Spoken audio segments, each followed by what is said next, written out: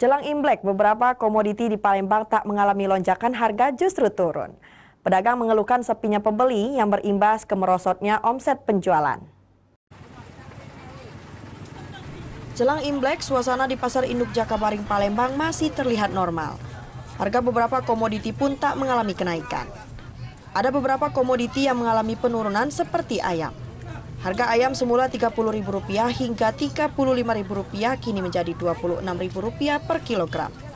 Sedangkan untuk harga telur ayam semula Rp28.000 kini turun menjadi Rp26.000 per kilogram. Untuk harga bawang dari Rp40.000 kini turun menjadi Rp32.000 per kilogram. Sedangkan harga cabai dari Rp60.000 anjlok menjadi Rp40.000 hingga Rp32.000 per kilogram. Anjloknya harga kebutuhan pokok masyarakat ini diduga akibatnya melimpahnya pasokan. Meski mengalami penurunan harga, namun para pedagang mengaku mengalami penurunan omset penjualan. Mencapai 26. Menjelang Imlek ini 26 harga ayam ya? Iya. Normal itu ya?